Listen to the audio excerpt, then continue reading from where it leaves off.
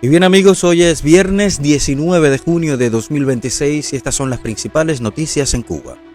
El mito de la potencia médica revolucionaria ha vuelto a quedar en evidencia. El avance descontrolado de la sífilis y otras infecciones de transmisión sexual entre adolescentes y embarazadas han encendido las alarmas internacionales, desatando una epidemia silenciosa que expone la destrucción absoluta del sistema de salud pública bajo el modelo castrista.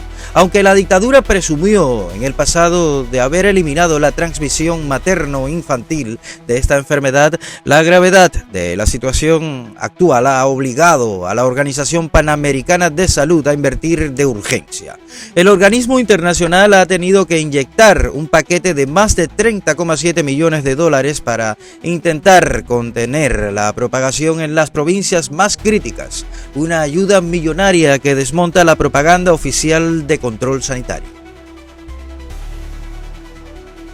Ante el colapso absoluto de la economía centralizada, el dictador Miguel Díaz-Canel ha cerrado filas en torno al inmovilismo ideológico. En un mensaje directo a Estados Unidos, el mandatario afirmó con soberbia que el régimen diseña y propone soberanamente los cambios que necesita la isla, rechazando cualquier apertura económica real o exigencia internacional de libertad para el pueblo cubano. Díaz-Canel defendió el asfixiante paquete de medidas fiscales y el racionamiento aprobado recientemente, presentándolo falsamente como la única vía del sistema para levantarse. Asimismo, el líder comunista no tuvo más remedio que reconocer la gravedad de la situación actual, calificando el momento que atraviesa la isla como las horas más difíciles de este siglo, aunque atribuyendo el desastre a factores externos y no a la inoperancia de su modelo socialista.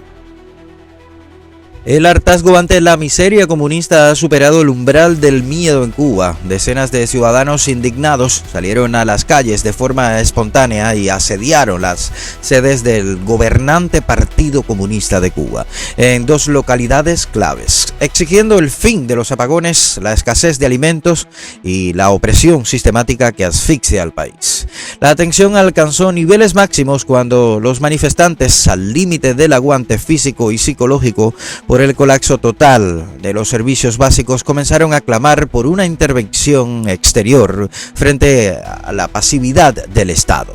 Que acabe Trump de meter una bomba, exclaman ciudadanos con desesperación en medio de las protestas en los barrios, evidenciando que el pueblo prefiere cualquier desenlace radical antes que seguir bajo el yugo de la tiranía castrista.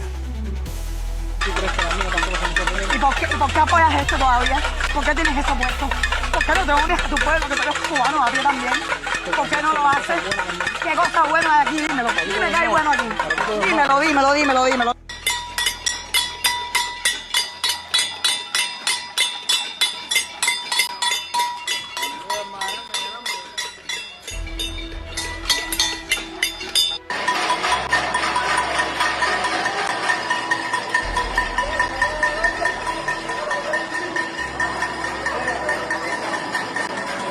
El mito de la justicia social comunista se desmorona de forma definitiva. En una admisión implícita de la quiebra absoluta del Estado, el dictador Miguel Díaz-Canel ha decretado el fin de la libreta de racionamiento universal. A partir de ahora, la precaria canasta básica subsidiada quedará limitada exclusivamente a jubilados y o personas catalogadas como vulnerables, dejando al desamparo el resto de la población golpeada por la miseria. Incapaz de sostener el asistencialismo con el que sometió a los cubanos durante décadas, el régimen ha ordenado traspasar el sostenimiento de los comedores sociales, los hogares de ancianos y los centros para menores sin amparo familiar a las empresas estatales y al sector privado, lavándose las manos ante sus obligaciones más elementales. El cerco financiero internacional sigue asfixiando las vías de financiación de la dictadura cubana. La compañía petrolera australiana Melbana Energy ha anunciado la suspensión temporal de todas sus operaciones en la isla tras la contundente orden ejecutiva emitida por el gobierno de los Estados Unidos, la cual golpea directamente a la corporación estatal Cuba Petróleo y bloquea los intentos de oxigenar económicamente al régimen. El fin del año académico en Cuba ha dejado al descubierto la destrucción total de uno de los mitos más utilizados por la propaganda del régimen, su sistema educativo.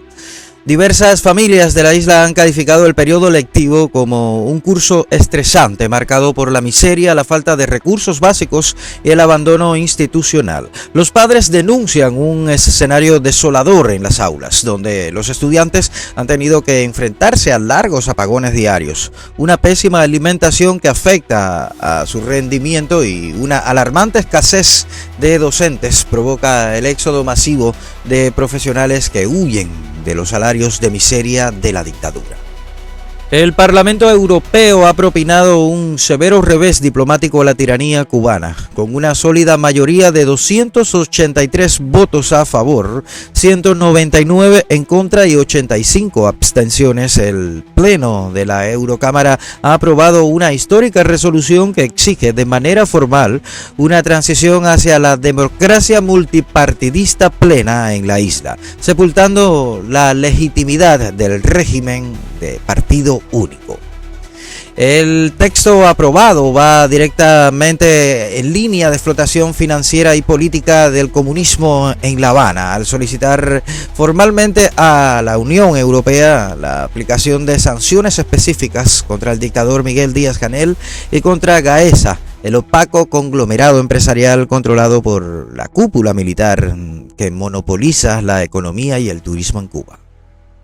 Por otra parte, y furioso ante el creciente aislamiento internacional y su incapacidad para ocultar la represión en la isla, el régimen cubano ha arremetido contra el Parlamento Europeo. La Habana ha acusado de indignidad a la Eurocámara tras la aprobación de esta resolución que exige de manera firme y sin complejos el inicio de una transición hacia la democracia.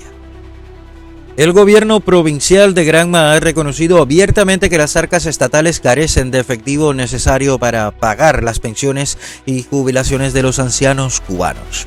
Lejos de asumir la responsabilidad por la quiebra del sistema bancario, las autoridades castristas han optado por su recurso habitual: criminalizar la riqueza y culpar al sector privado de la escasez de billetes en circulación.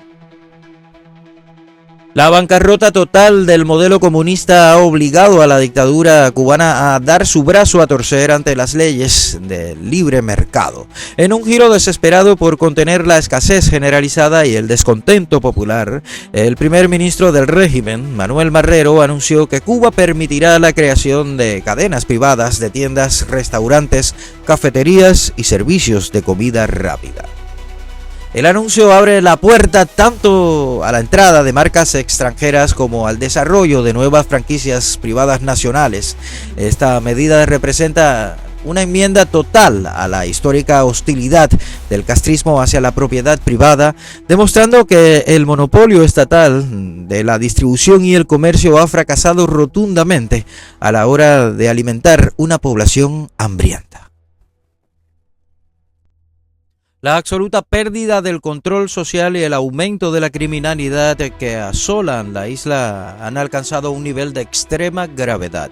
En un indignante suceso que evidencia la desprotección total de los ciudadanos y el personal sanitario, se ha reportado la agresión violenta contra un joven en el interior de un policlínico en el municipio de Jovellanos, en la provincia de Matanzas. El brutal incidente ocurrió dentro de las propias instalaciones de salud, un espacio que se supone de resguardo y atención médica, rompiendo con cualquier vestigio de seguridad ciudadana. La inacción de las autoridades policiales del régimen, enfocadas exclusivamente en perseguir a disidentes y reprimir protestas pacíficas, ha dejado vía libre para que la delincuencia actúe con total impunidad en los espacios públicos.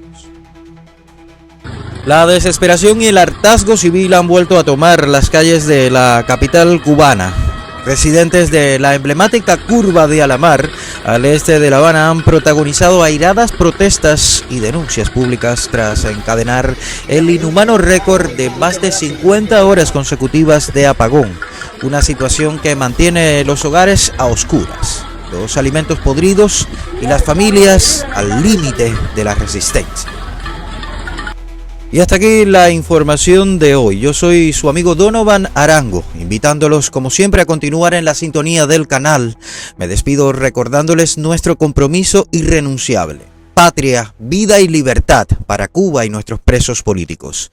Y no olvides, Cuba, pa' la calle. Muy buenas tardes.